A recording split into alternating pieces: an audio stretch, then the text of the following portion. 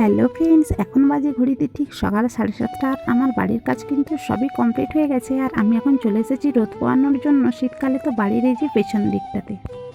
তো আমি তোমাদের সাথে চাইলে কথা বলতে পারতাম, কিন্তু আমার এডিটিং যে অ্যাপটা রয়েছে তো সেটাতে দেখছি লিপের সাথে ভয়েস মিলছে না, তো সেই জন্য আমি ভয়েসটা পরেই দিচ্ছি।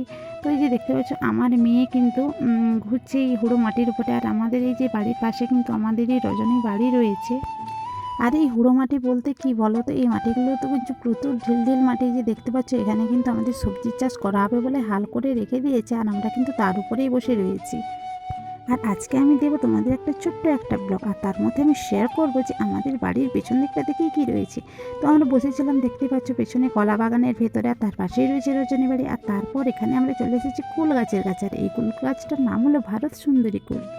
আর এই ভারত সুন্দরী কুল দেখতেও যেমন লাল লাল, আর খেতেও কিন্তু খুব মিষ্টি। তো সকালবেলা তো এখন তো খাওয়া যাবে না, কিন্তু আমার মেয়ে আড়ি করলো যে মা একটা কুল পেড়ে দাও। তো পেড়েই নিলাম কুলটা। তো দেখতে পাচ্ছি এই কুলটা একটু ছোট সাইজের, কিন্তু বাইরের দিকে ছিল, দূরের দিকে না রয়েছে খুব বড় বড়। আর পাখিতে তো প্রচুর নষ্ট করেছে, তো সেই জন্য তেমনভাবে আর কুল নেই, শেষ হয়ে গেছে। তো এখন কুলটা পেড়ে নিয়েছি, কিন্তু খাবো না, কিছু খাওয়ার পরে খাবো। তো চলো এখন বাড়ির দিকে যাই, টাটা।